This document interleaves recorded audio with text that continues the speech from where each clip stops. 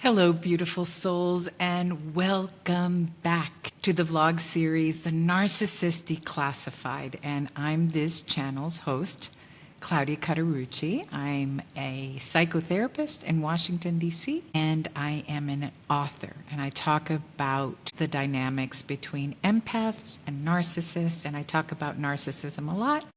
And you want to check out my latest book with my co-author, Grace Being, Healing from Narcissistic Abuse, Rebuild from Relationship Trauma, and Find Your Light Again. You'll see all the links down there, but let's get started. Today's called The Land of the Narcissist and the Land of the Empath. Now, if you don't identify as an empath, you are just a normal human being, a non-narcissist, someone who maybe has same trauma wounds, but has decided to heal. It's a way of understanding why so many of us, especially those who feel deeply, who love with sincerity, and who lead our lives with an open heart, take so long to recognize that we're in a narcissistic dynamic. Because when you come from the land of the empath or the non-narcissist, what happens in the land of the narcissist just doesn't make sense to us. We can't compute it.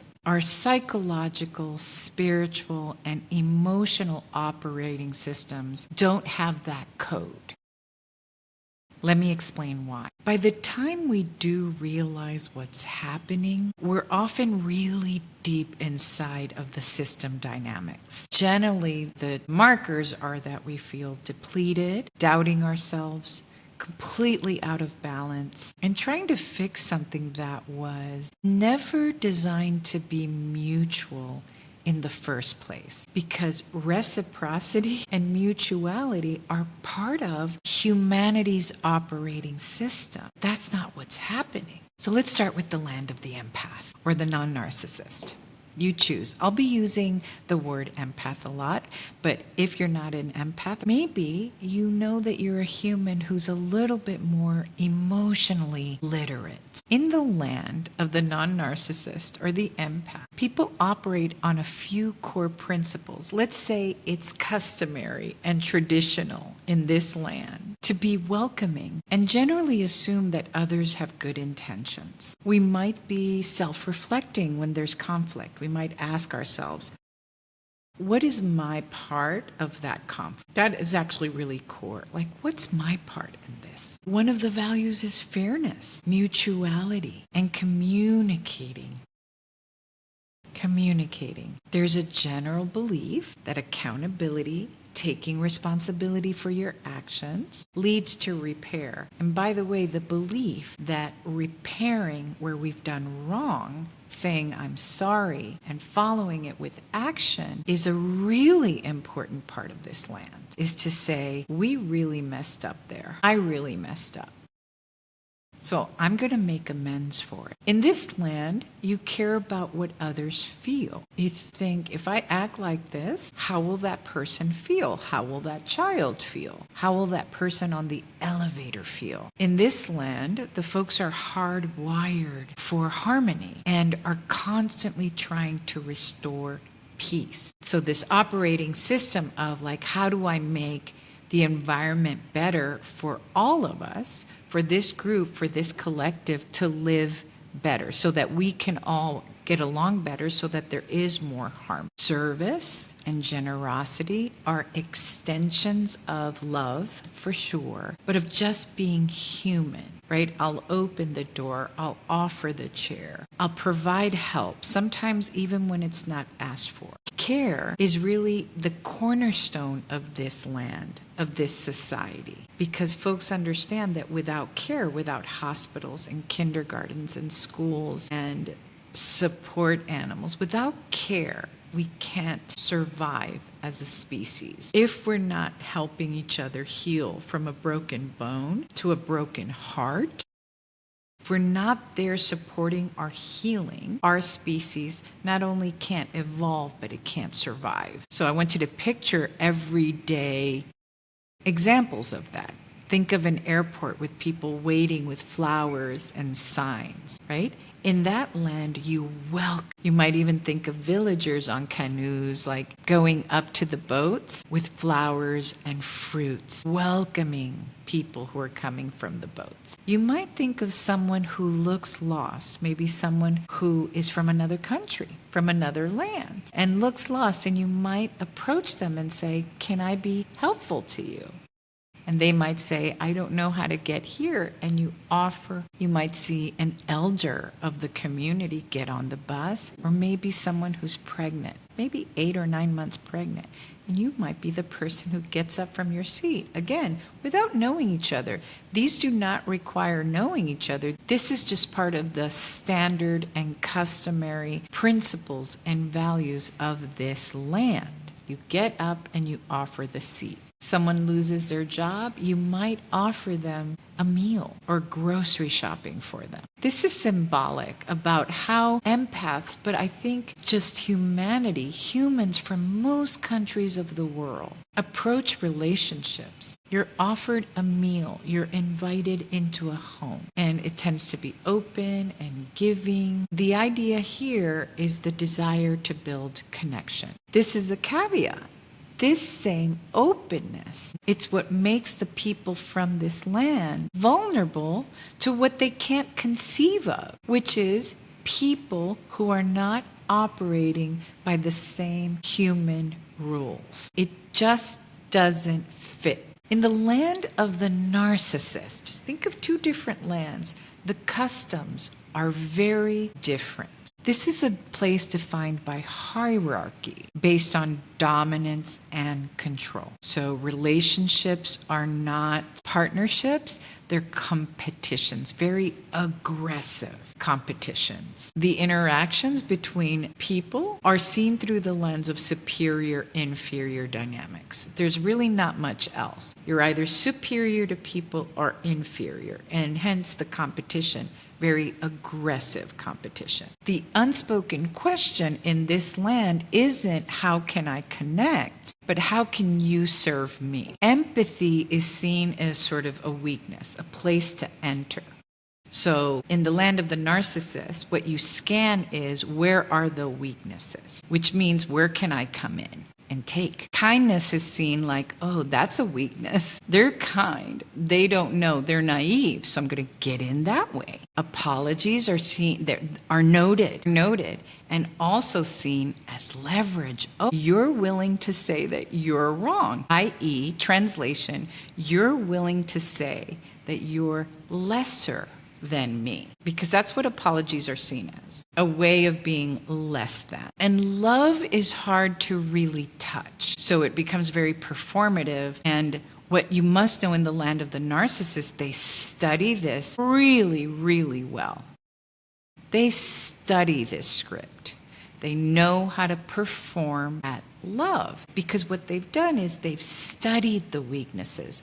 They notice where people need get right in. Where the lands are similar is that both these types of humans might have been injured early on by abandonment, neglect, abuse. Both of those trajectories are the same. In the land of the narcissist, the hearts in particular were punctured.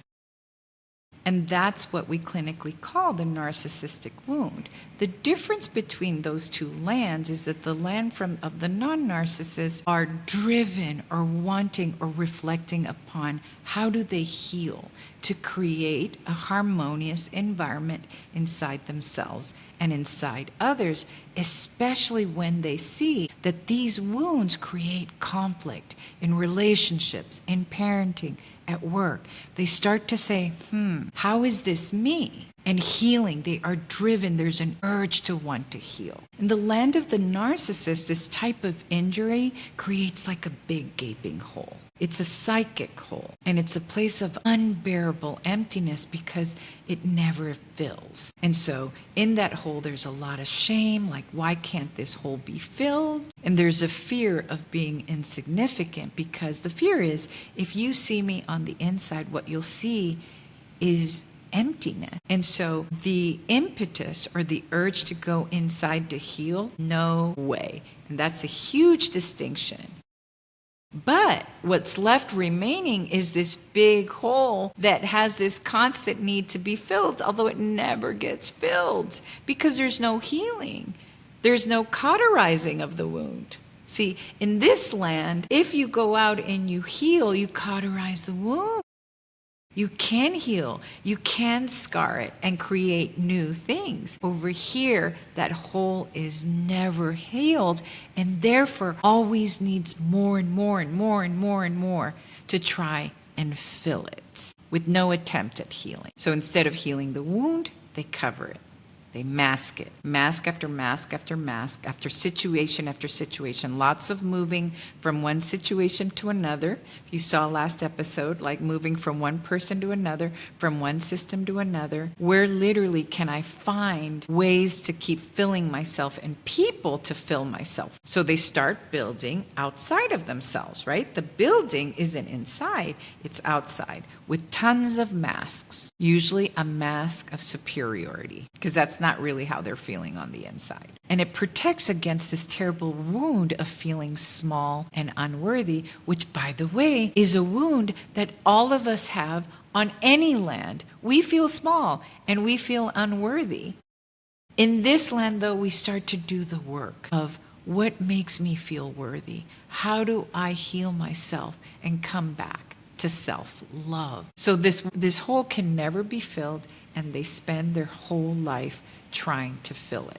And they try to fill it externally through attention, control, admiration, status, or dominance. And I would add through force and destruction. And this is what we clinically call narcissistic supply, because you see it, right? It's supply. When supply is flowing, they feel powerful. Of course, when it's taken away, they feel annihilated, which is why they will fight to the death by any means necessary to not feel empty and annihilate. It leaves them starving. And in that state of collapse, there's two primary emotions that arise. Envy, which is a tendency to want what others have. And it can be a very destructive feeling. I want what you have, I want what you have, because you'll end up doing anything for it to get what you don't have. You'll end up stealing, cheating, and lying. You saw my last episode. Manipulating, lots of manipulation. Gaslighting. These are all the ways that you handle this envy, the envy that the narcissist has. And revenge. Envy and revenge. Revenge if you take away the supply, if you take away what I want, and revenge if you try to threaten the illusion of superiority. Whoa. You better believe that there's consequences to that. That's when you see smear campaigns, humiliation, public humiliation, stonewalling, psychological warfare, blaming, torturing, killing. All of that is on a spectrum of what a narcissist or narcissistic system will do in order to feel dominant again and to get their supply. And that's the land of the narcissist. There's a lot of destruction. Trauma is drama, constantly, always in conflict. And this is also why it's so hard to leave that dynamic, because once you're in, you become a source of supply. I remember the movie Madagascar. It's the cartoon movie. And there was a point where the lion was so hungry, so when he got to Madagascar, that land, anytime he saw another creature, what he would see is a steak, a piece of steak, a piece of steak. He wasn't really seeing the other animals. All he was seeing was his source of food, which was a steak. Same idea. And listen, if you're really hungry and you can't get that piece of steak, you're going to become pretty ornery and destructive and mad, and you're going to do anything you can to get it. So why do empaths or people from another land fail to see this or struggle to? We have a really hard time recognizing this early on, because we tend to project who we are. We use projection as well onto others. So if I care, you must care. Or if I don't want to hurt as a way of relating to others, you must not want to do that either. If I disagree with cruelty or I can't bear to do it to someone, of course you might not want to do it to me. So we assume care. We assume fairness. We assume that no one would intentionally demean, humiliate, subjugate, or destroy another's peace. That is not customary and traditional. You might assume that any source of harm is unintentional, that it's a misunderstanding, that repair is possible. The other reason is because the empath, similar to the narcissist, might have a history of trauma, of abuse, of abandonment, and neglect. So will tend to understand someone else's point of view. They might understand that this other person is also traumatized. They assume equality. So if you've been traumatized, neglected, abandoned, or abused, of course you won't want to do the same thing to me or to your children. Of course you won't. That's an assumption. Of course you're going to try and see my point of view the way I see your point of view. It's really amazing how many humans have had to defend just being human, explain, beg, convince in the land of narcissism and under a narcissistic system. Literally having to make charts of what makes us human, thinking that that's going to work. But in the land of narcissism, the language of hurting, the language of harming is not collateral damage. It's actually part of the strategy. So they do want to dominate because they want to destabilize. So in order to contribute to their own sense of superiority, they must make others inferior to them. In order to stay in control, they must keep you off balance, self-questioning, feeling unworthy. And if that doesn't work, they will use force. They will use more pain. They will use more destruction. So in the land of the non-narcissist, or the empath might say, how can I be of service? How can I be helpful? While the narcissist is asking, how can you serve me? It's actually a perfect match. Can you see that? It's perfect, and it's tragic. There's a giver and a taker, and they orbit, and they're orbiting, but within very different emotional realities. So the empath keeps explaining, defending, convincing, giving, begging for understanding. Please see me as a human. I'm a human like you. Please see me. Stop hurting me. While the narcissist uses all of that. That's just more supply. That's data. That makes them stronger and stronger and stronger and stronger, just like AI. The more they know about your stuff, the more information they have, the more they use it against you. And I'm not saying AI is doing that, by the way. What I'm saying is that it strengthens. There's more. So this serves as data.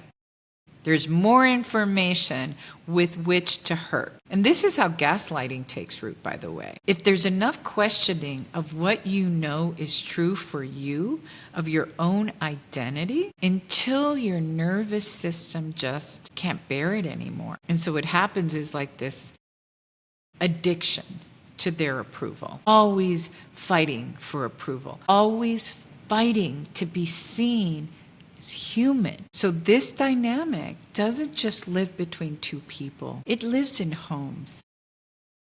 Because sometimes this is a very big, powerful parent over a child who obviously knows less, wants to please, wants to harmonize. This parent wants to dominate. This can be a spouse. So it goes beyond just two people. This grows into homes. It scales. So there's religious groups where fear replaces faith, becomes systemic, and the congregations are held together by fear. By fear of being less than. So cults are based on this dynamic. So in workplaces, right, where the competition is so aggressive, it's a way of being. In some ways of teaching in higher education is based on hazing. That's a narcissistic system. When we try and teach children or young adults or people trying to be professionals or in fraternities or sororities, when we teach them by hazing, by cruel hoop jumping, that's a narcissistic system. And yes, in nations led by narcissistic rulers who love bomb at the beginning in order to get themselves positioned into power, and then rule by subjugation, by fear, by force, by gaslighting, fake news, by hurting others so that the group over here starts getting afraid of being hurt.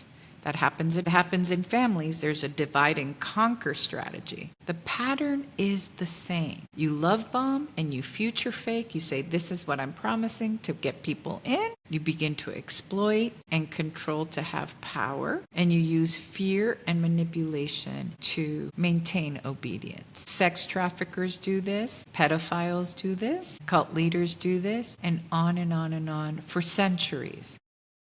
That's why we've got to wake up to the land of narcissism, because it's been ruling us for a long. Anytime one entity dehumanizes another, we are witnessing narcissism. By calling them names, by using force and control. This is how war tactics are.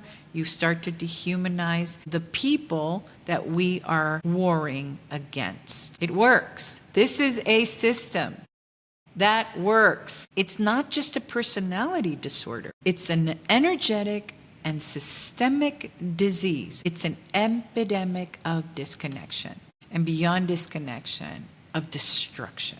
And that's my approach of the all is in the small is in the all. This is not just between two people. It's a system that has governed us for centuries and centuries and centuries since the beginning of time. What happens between two people happens in groups, corporations, and countries. One more trait is super important, which is projection. Because their inner world is organized, of course, to around that hole that cannot be filled, and it's organized around shame and inadequacy. Narcissists project that onto others, onto everyone around them. They stamp others all over the place with their own belief, and the belief is you are not enough. And that belief, as Amanda Flaker would say, the you are not enough belief is what holds together a matrix of lack. No one's enough, nothing's enough, so we're hustling, we're hoop jumping to no end. Maybe if I do this, maybe if I love more, maybe if I work harder, maybe if I look this way, maybe if I'm thinner, maybe if I'm lighter skinned, maybe if I have a lot of money, I'll finally be enough. So it holds together this matrix of lack, because at the core is the narcissistic system's belief of not enough. And this is a parent who will tell the child they are not enough, even though they're taking all of their supply, by the way. So one group of people might take the supply of another group of people, might steal, cheat, and lie to just take what the others have, their services, their work, their culture, whatever. They will take it, their lands, just anything they have, right? Because of envy, because of this unfillable place inside of themselves. But even as they're taking it, they will say, it's not enough and you're not enough. Check it out. The nerve. You'll never do enough. You'll never be enough. There isn't enough. You'll never give enough. Why? Because all along they're feeling like they're not enough. It's a huge farce. It's a mirage. And so they drain others' life force like a dementor in Harry Potter. They just suck it out of the person, of the system, of the group to keep sustaining their false self while hiding how despairingly empty they feel. That whole conflict with in Harry Potter, where the evil guy, we will not name, the person we will not name was withering, was dying. It's also the idea of Dracula, right, who has to suck on living human beings' blood in order to stay alive. Same idea, and it's happening here. Look around. Movies are made of this. Now, ready? The good news. I know that's heavy. I even feel heavy myself. It is heavy, but we've got to see it. We've got to study it in order to know it. So let's be clear. The narcissist's wound began with pain, not malice. They were once small and scared and unloved in ways that fractured their capacity to feel love. We can understand this and we can have compassion for it without excusing the behavior. Compassion does not mean access. Memorize that. Compassion does not mean access. And that's where the empath or the highly sensitive or the child, they feel guilty. They've been emotionally molested and so will give in. Compassion does not mean access. Because the truth is, healing from narcissism requires two things that most narcissists cannot tolerate. Number one, facing the wound, which literally feels like psychic suicide. And number two, reopening the heart, which threatens the entire defense mechanism. Too much access points. That's why, my loves, I keep saying that healing is our true form of activism. When you choose to stay open-hearted and self-aware while setting boundaries and refusing to play the inferior-superior domination game, you're participating in the repair of humanity itself. Because when the heart is open, cruelty is impossible. When the heart is open, cruelty is impossible. When the heart is closed, cruelty is inevitable. That goes from war to sexual habits to predatory behaviors. When your heart is closed, cruelty is inevitable. And cruelty shocks us over and over and over again. That's why we're so shocked at the bully. We're so shocked at dictators who kill their own people, who have concentration camps, who use torture.